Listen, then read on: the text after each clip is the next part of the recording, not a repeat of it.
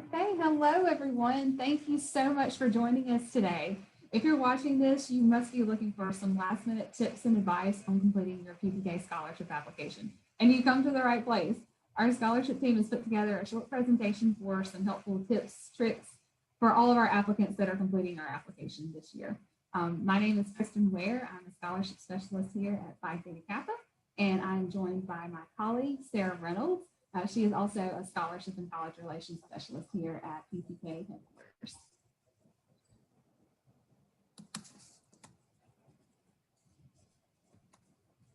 We're going to talk a little bit about the PTK scholarship application and what that entails.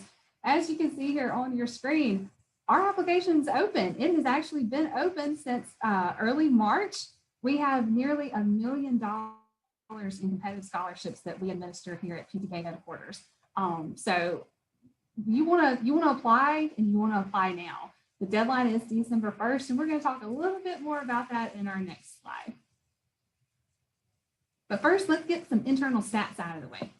On the fall section of the PTK scholarship application, we have 13 programs total that students can apply for. The applications that we've received right now, I don't have the exact number, but I can tell you that over 40,000 students have actually started the PTK scholarship application. Not nearly that amount of students have actually completed it yet.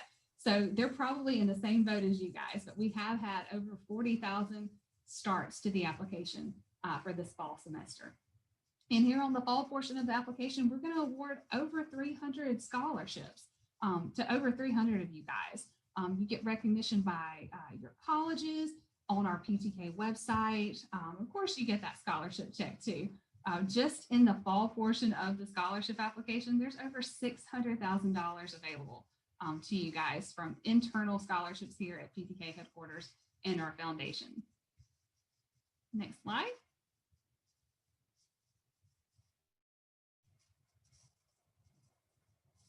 I think we're seeing a little lag here. Sorry about that, you guys. But here's some key things to remember really quickly. Repeating this again, the deadline for our fall programs on this application is Tuesday, December 1st. And the deadline time is 5 p.m. Central Time.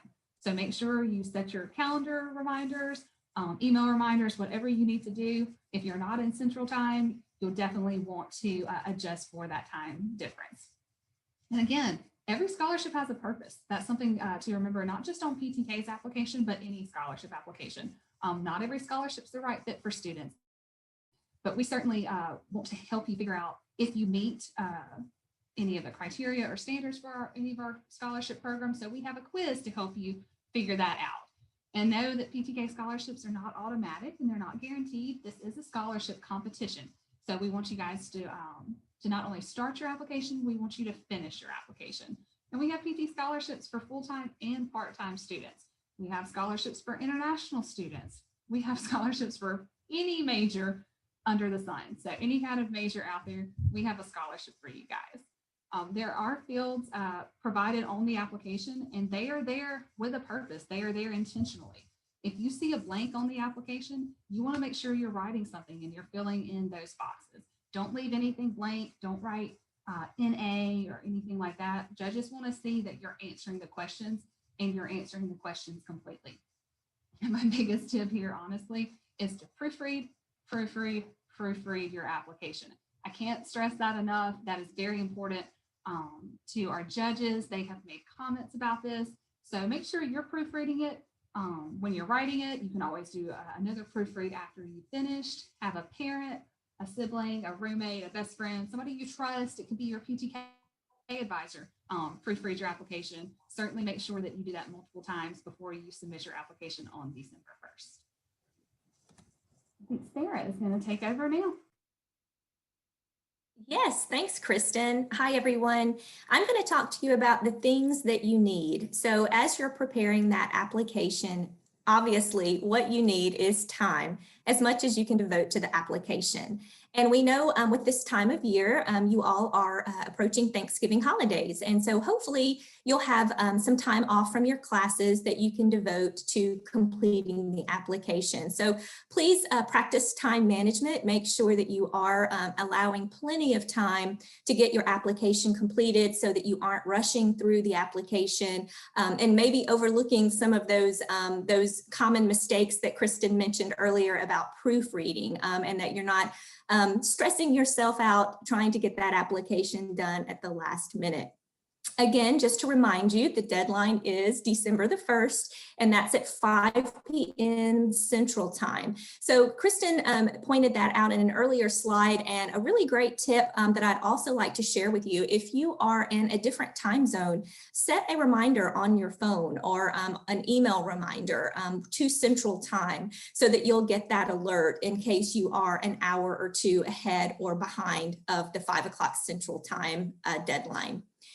Another portion of the application requires uploads. So if you have started your application already, you may have noticed there is a tab for uploads.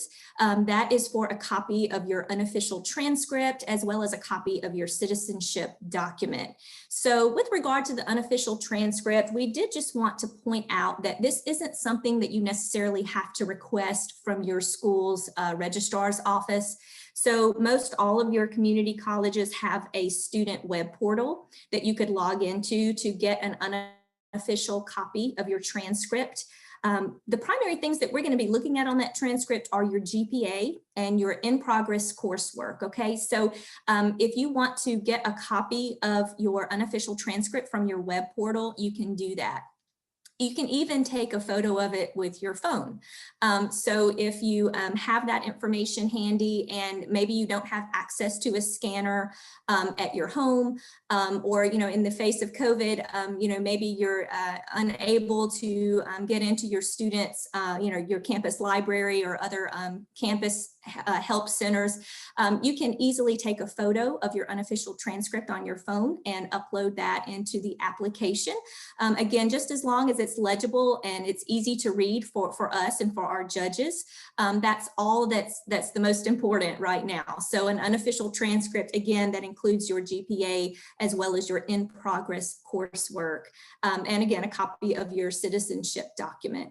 Now, you may be thinking, I don't have one or both of these documents for whatever reason. If that is the case, we do request that you contact us at scholarships@ptk.org for placeholders. And these placeholders are just exactly what you may think that they are. It's just simply a PDF document that we will email you that simply allows you to upload that into your application to help you complete that application. So it is, something that you can upload again to allow you to complete your application. And that doesn't mean that we don't still need the information. So, we'll most likely still need that unofficial transcript and those citizenship documents if you are a scholarship finalist. But for the sake of meeting the deadlines and completing that application, we can provide you with a placeholder.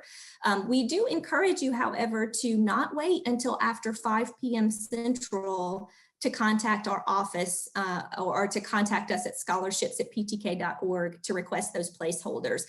We will be closed. Our office is closed at 5 o'clock Central Time, Monday through Friday. And so you'll want to make sure that you're contacting us within business hours to be able to get those placeholders emailed to you in time. And then the letter of recommendation. Again, if you've taken a peek at our application already, you've noticed that we do have an upload area for a letter of recommendation. Now, I do want to stress the importance of submitting a letter of recommendation. You will likely find that you can complete your application without a letter of recommendation. However, we do strongly encourage you to provide a letter of recommendation. Kristin touched on this just a few moments ago about the importance of filling in all of the information, all of the prompts that we're asking of you on the application. It's there for a reason. The letter of recommendation is no different. So we do strongly encourage you to have a letter of recommendation handy and to go ahead and upload that into your application because it will make you more competitive for judging. So if you want to be competitive in this application program, and I'm sure that you all do, having that letter of recommendation will certainly do that for you. Our judges will be looking for a letter of recommendation when they're reviewing your application. And so it will be important for you to have that for them when they're looking for it. And then data. You've probably heard this before, but how much, how many, dates, specific projects, all of that is so very important when you're completing this application, not only for your essay, which we'll be talking about in just a moment, but for other portions of the application too. When we're asking you about your community involvement, other programs, volunteerism that you have, that you're involved in, we want to know specific data that's going to really drive home to the judges how effective were you in that program that you were volunteering in, or that you spearheaded, or the group that you led. So any specific numbers that you can provide to really show how successful you were. What kind of impact did you have when you volunteered with that particular organization, or when you led this particular group? What were you able to do? How much of a difference were you able to make? And so if you can convey that in numbers, that's all the better. So again, when you're completing your application, think about that. Think about the data that you can share, the numbers that you can provide that will really further elaborate upon how successful you were in your endeavors. And it's not too late for details. If you're participating in the webinar today and you're thinking, I haven't even started my significant endeavor essay, have no fear. It's very common that most of our students wait to complete the essay at the end of their application, because let's be honest, it probably does require the most thought and the most intention to detail is that essay. And so it's not too late to provide the informations that are needed in that essay. And if you're thinking about, well, I don't even know the topic of my essay, not only have I not started it, but I don't even really know what I'm going to write about. This little visual here can just help you to put that into perspective a little more. So think about your passion. What is it that really drives you? And maybe that is, your career. What's your career goal? What do you want to be, when you've completed your degrees? Whatever your passion is, that's the intersection for your involvement. Most likely, you're going to be involved in things that revolve around or that are associated with your passion. And so the intersection of the passion and your involvement is where your story is going to take shape. Okay, so when you start thinking about your passion and what really motivates you, and then your involvement in different clubs, organizations, businesses, and then those things are easy for you to talk about, okay? Because you're passionate about them, right? It's the things that you like. And so that's what's going to come easiest to you when you're writing your essay. That's your story. So think about that and think about what comes easiest to you in writing your essay. Tell us about your passion, and then what things you're involved in that coincide with your passion. And there's your story. There's your significant endeavor essay. And so with that said, we're going to talk about positioning yourself to win and finish strong here. So again, that's just mainly reiterating your time management, your ability to stay committed from the beginning to the end.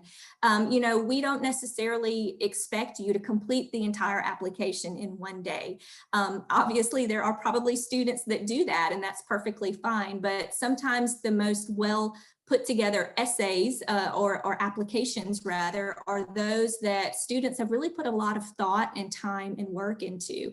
So it may be that you started your application one day, and then a week or two later, you're still tweaking it, you're still perfecting it, you're still working on it. But finish strong. Make sure that you end that application with as much passion and motivation and attention to detail as you did when you began it. And these unprecedented times call for outside the box thought. So what are you learning about yourself? Obviously we have all had a very challenging 2020 with regard to the pandemic and COVID, and so much has changed with how we're learning and how we are able to volunteer and interact with our chapters and with our other students and our classmates and our professors. And so we want you to be able to think outside the box of that and think about, how has this experience impacted you personally, but how has it impacted you academically? How has it impacted you socially? And create a strong biography. So throughout the application, there are going to be opportunities for you to tell us a little bit more about yourself. And by the biography, we mean not just your surface information, not just your first name and last name and where you go to community college and what your major is. But we want to know a little bit more about you. What's something that you can tell us about yourself that we might not otherwise know, but that you feel like it's significant to who you are? It's made you who you are as a student. It's made you who you are as an individual. It's what motivates you to continue on and persevere with your education. That's what we mean by create a strong biography. And as you're completing that application, think about that. Think about what is it that I want these judges to know about me beyond the surface information, beyond the basic information. And then, of course, sell yourself. I know it can be uncomfortable for many of you participating in the webinar today to brag on yourself, because that's, maybe that's how you feel when you start completing this application and you start talking about all of the different awards you've received, all of the different recognitions, the leadership positions that you've held, the other scholarships that you may have received. And it might feel a little like, oh gosh, I'm bragging on myself. I probably need to hold back. This is not the time to do that. This application is your time to shine, okay? And so don't hesitate to share in that application all of the amazing things that you've done. This is where you are selling yourself to the judges. And as Kristin pointed out, this is a competitive scholarship program. So there's going to be lots of students who are doing this same exact thing. So please don't hesitate to sell yourself and to really take this opportunity to brag, to brag about all the different amazing things that you've been able to accomplish so far in your college career. And then create a cohesive application from start to finish. Really, the best developed applications are those that flow together, okay? So it's cohesive in what you're talking about. And just as a quick example, what we may mean by that is if you're a nursing major and you indicate that you want to earn a degree in nursing because you want to be a nurse one day, and then on over and maybe in your significant endeavor essay further into your application, you talk about really having a passion for information technology and in the world of IT. And, maybe you start talking about doing something in IT and the two don't necessarily complement each other. And then that might lead your judges to wonder, well, now, is this student going to be a nursing major or are they going to work in IT? And how do the two connect? You don't want to present an application that's going to confuse your judges. So if you have interest in those two areas like nursing and IT, that's great, but make sure that you're connecting the dots for your judges so that you don't leave any questions on the table with your judges. So that's what we mean by creating a cohesive application, that the entire application flows from beginning to end. Match your career goals with your academic pursuits and areas of service. So the same thing that I just mentioned, but I think that could also, we could take it a step further and say with your areas of service. So again, as you're talking about your volunteerism, the different clubs and activities that you're involved in, that you're donating your time and efforts, it's great if they all complement each other so that you are involved in areas of service that do complement that passion that you have. And that future career plan that you see yourself pursuing. How are you changing negatives into positives? We mentioned COVID just a moment ago, the different challenges that's presented for all of us.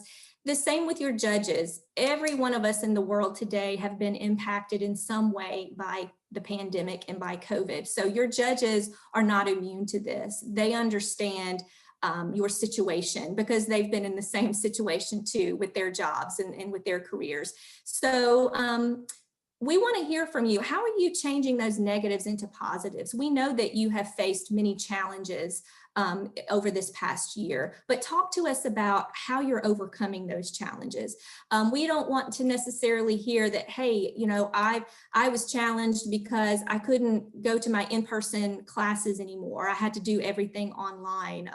You know, maybe my professor wasn't as easily accessible. He didn't have office hours because, you know, we were all quarantined at the time. We understand that, but we want to hear about how you overcome those, or there are alternative ways that you developed, that you came up with to make those things easier. That's what we want to hear about, turning those negatives into positives. Again, talking about that letter of recommendation, it's strongly encouraged. So please make sure that you are requesting a letter of recommendation and that you are uploading it into your application. Again, the application can complete without it, but in order to be competitive in this scholarship program, you really do need that letter of recommendation. And if you choose to request a letter of recommendation, do it now. Your recommendation should mirror what you say in your application. And again, connections matter, as we all know. And again, with the climate as it is, and with COVID as it is right now, and the fact that we do realize social distancing is still very much in place, and you may not have the ability to go to your professor or to your boss or whoever you may be, you know, requesting this letter of recommendation from. You may not have the ability to request that of them in person. So we do have a letter of request form that we have recently created, and it's going to be in our support library.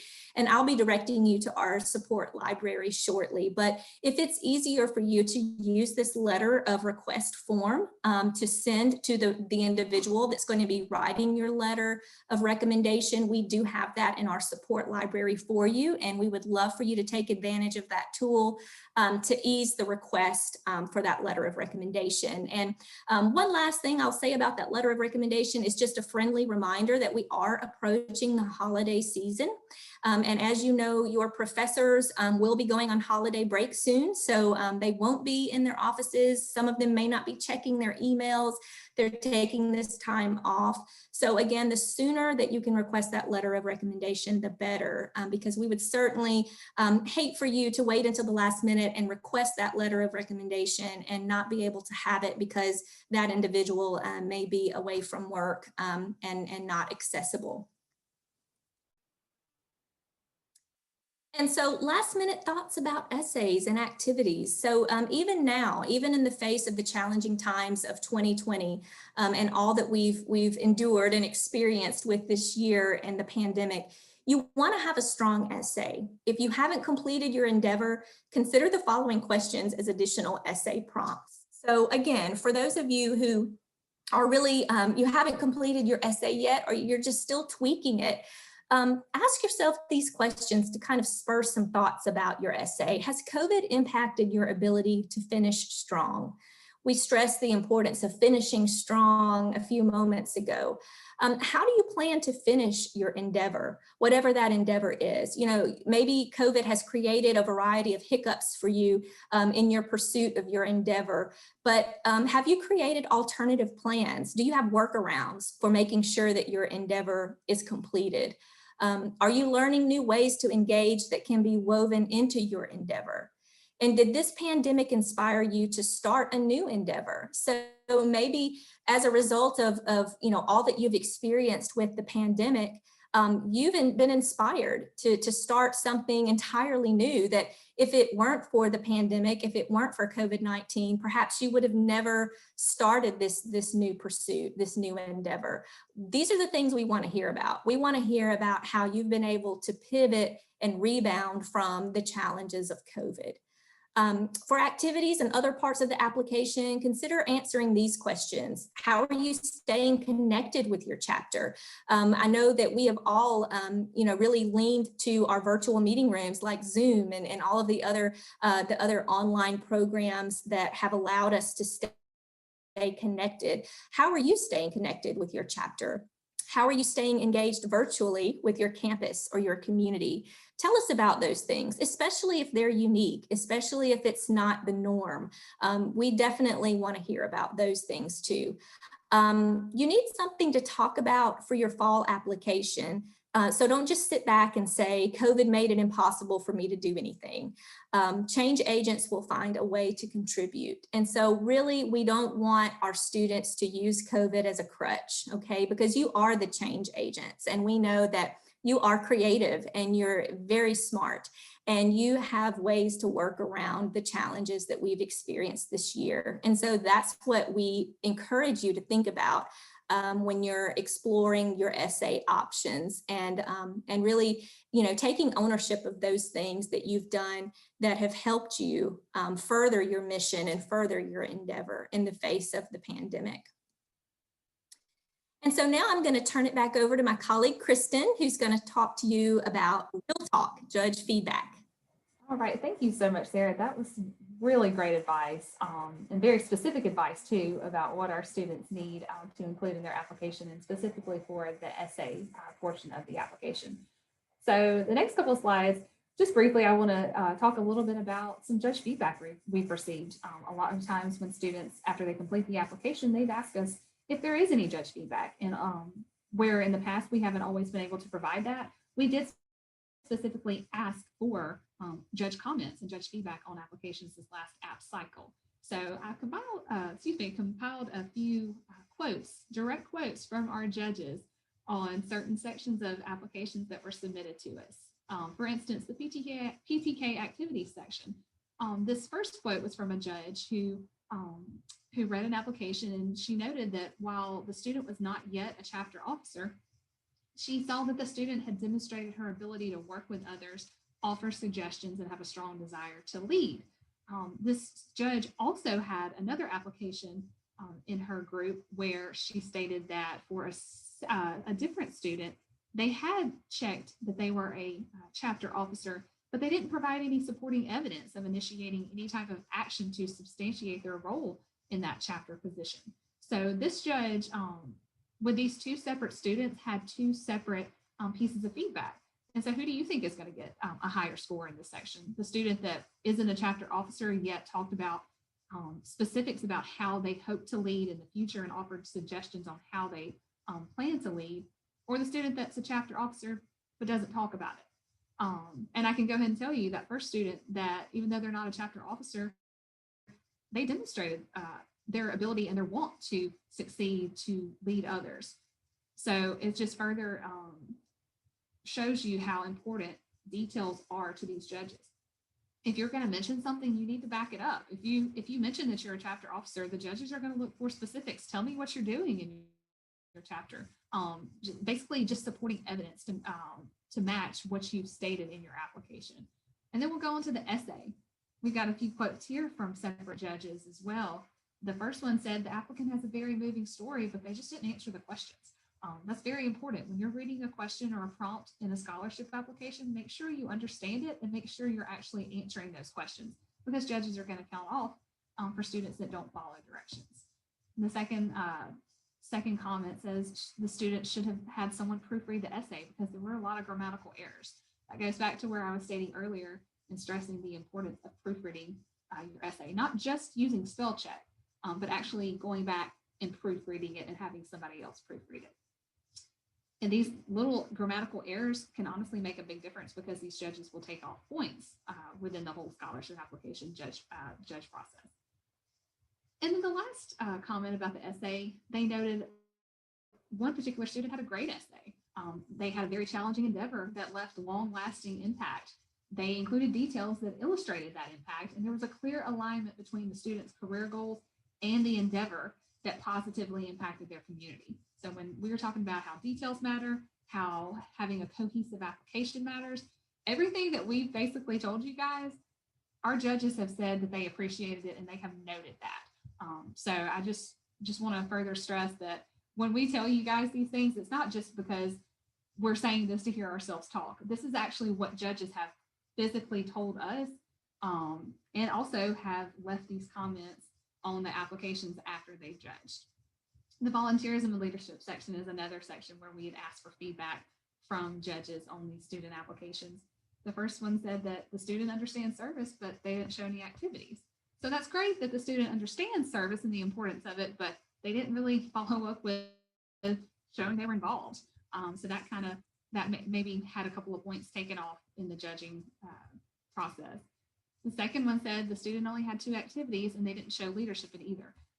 And while it's great that students are participating, that we absolutely encourage that.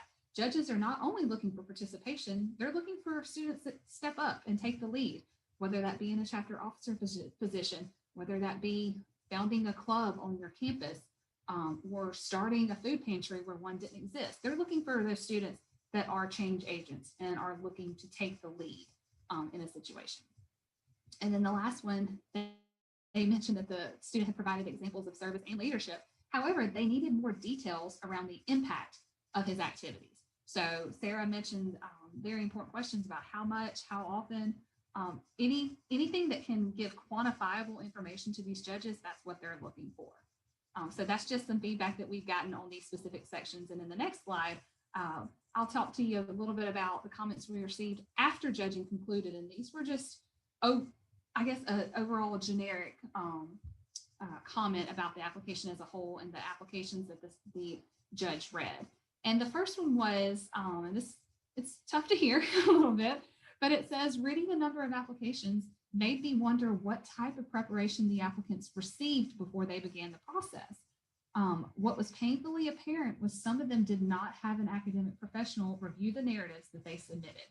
And this particular judge was an English teacher. And she said, I was amazed at the grammatical errors and the difficulty a number of students had conveying their thoughts with clarity. So that is a little bit of a harsh statement to read.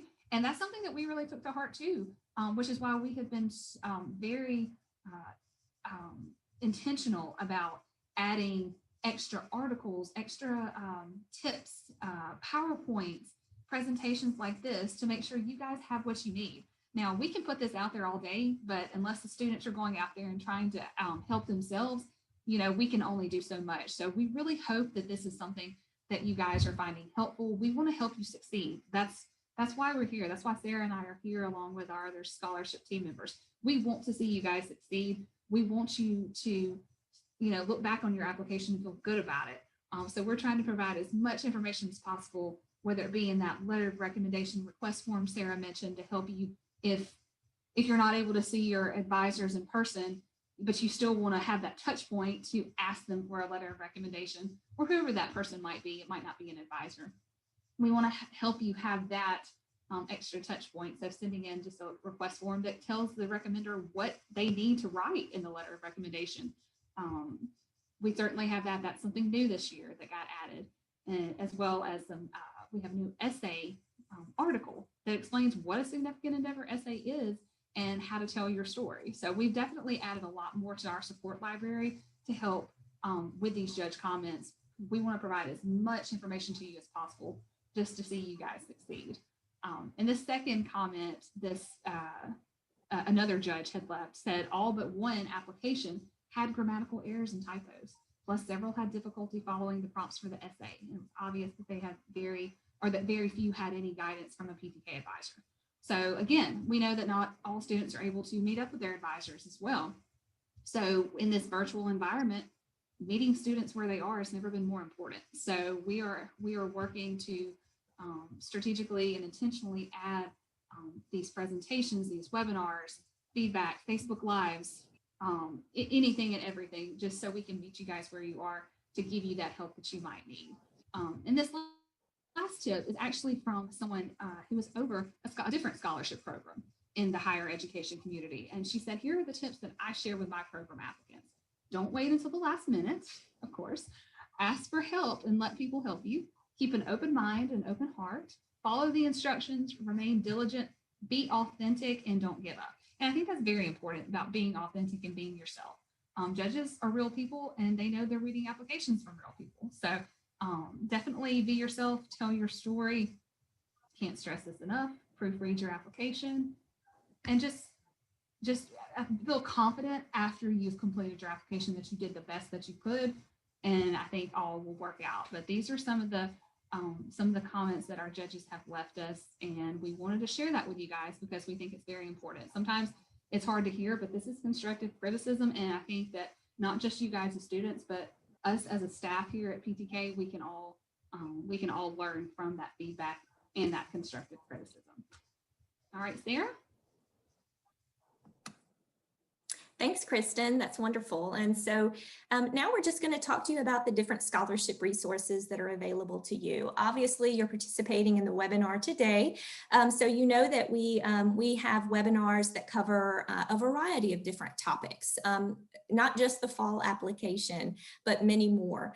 We have a scholarship support library that houses the links to these webinars, but we also have a variety of very helpful and useful articles that cover a lot of specific details regarding certain aspects of the application that you may still have questions about.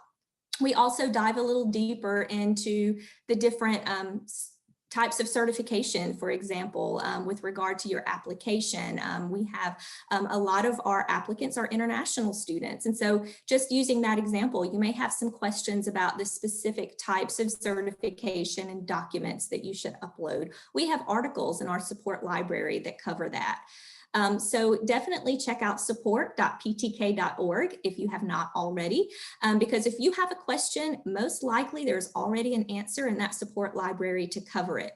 But if not, we always welcome your feedback. And so whereas we have webinars like the one today, and we have many articles out on our support library for you, we are always open to hearing from you about other possibilities. If there are other ways that we can reach you and your fellow students to cover certain topics that we haven't already, or ways that we can communicate to you helpful tips and tricks with regard to your application and your essay or that letter of recommendation that's so important, don't hesitate to reach out to us and let us know what's working best for you guys.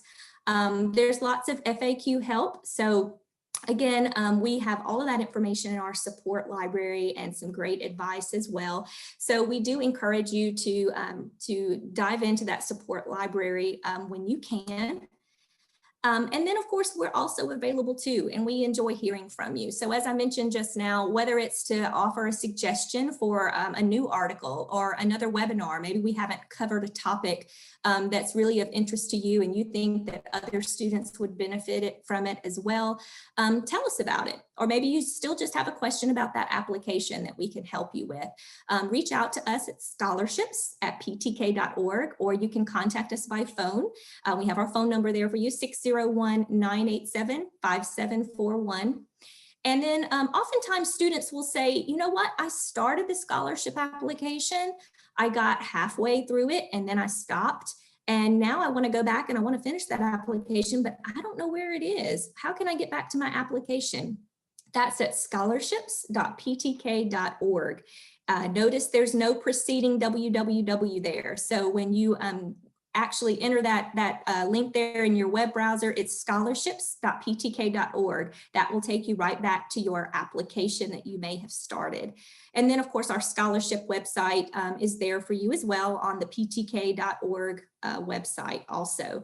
So again, myself and Kristin Grissom were your presenters this afternoon for the webinar, but we do want to mention our faithful scholarships director, Laurie Brown. She is also part of our scholarships team and her photo is here as well.